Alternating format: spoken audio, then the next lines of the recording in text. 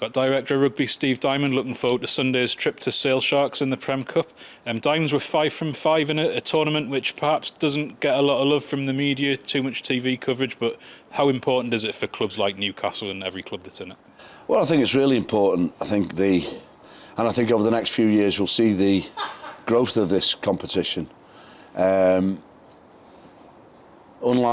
Newcastle, a lot of the other squads have huge squads and the players are out on loan, where this competition is a really good shop window to show your wares of your academy lads and people who are coming back from injury, and for clubs like ourselves to put strong teams out. And we can only play against what's put in front of us.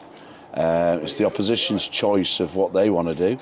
But I see it as not a stepping stone competition. I see it a bit like the old League Cup or Caribou Cup in football.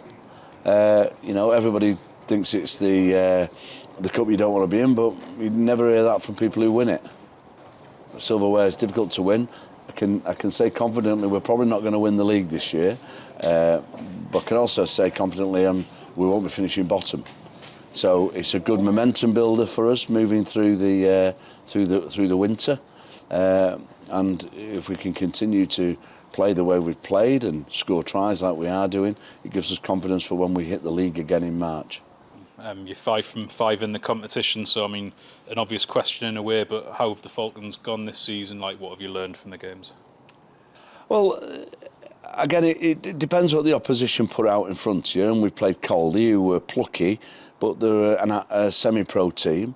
Doncaster, the week before, are a professional team and are vying to come up through the playoffs. We showed some really good discipline in that game and won convincingly. It gives us an opportunity to try combinations out, but it's all about playing. Training's good and intense and stuff, but players want to play. They don't want to train. Training's a byproduct of playing the game on a Saturday or a Friday night. So I've learned a lot about our team. I think they've bought into it like I've bought into it. It's a great creator of energy for the league.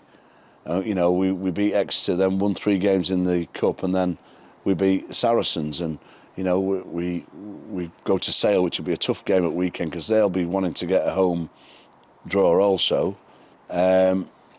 And then we can progress as far as we can through the knockout stages. Then we play Sale in the league. So, it's a tough season. You mentioned the home draw there. We're already through to the quarterfinals, but the way things stand, we need at least 1 point to secure home advantage. That's been hammered home to the players in the meeting this morning, hasn't it? Well, I think we've got to take the competition by the scruff of the neck. We've won 5 games, getting bonus points, which is no mean feat. I think there's only Exeter done that, and we need to go to Sale and attempt to win the game as we always would do. Sunday's game against Caldy, 73-12 victory. I'm not sure how much you can take from that moving into the Sale game, but what were the positives and then the work-ons? I guess we had 3 sin bins as well, which is something I know you've brought up this morning. Yeah, the work-ons are, we've got to raise our standards. We can't drop the standard, and I think we did that at the weekend. And we became ill-disciplined. We played with 14 men for 30 minutes for a half, basically.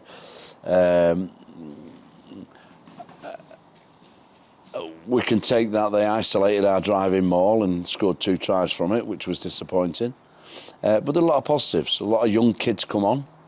I thought Joe Davis was outstanding. I thought Nathan Greenwood was outstanding. Ollie Spencer when he come on. Mickey Rewcastle. It's a good opportunity for us to layer over our first team players, giving Chicky a rest, and giving Ollie Leatherbar a run. These sort of players who are squad players but are really important to the team. They're on 23 most of the time, but when they come in, they come and do a job. So learnt a lot, and I learnt a lot with the staff. A couple of staff have had a bit of time off, and that's important. And notwithstanding that, over the next 2-3 weeks, we're expecting 2 or 3 players back from injury, long-termers, Sam Arnold, Cameron Neild, and they will only add to the strength in depth. You mentioned injuries there. We had a couple of lads go off, Seb de Chavez and Max Pepper last week. Is there any update you can give us on that? They've got ankle injuries and they've been scanned. They look like 3 or 4 week injuries. So we'll try and expedite that as safely and quickly as we can do. But, you know, we've got players who can fill in them positions. Away from club rugby, we've got the Six Nations bubbling away in the background. What have you made of that so far? Decent win for England? Yeah, fantastic. England doing really well.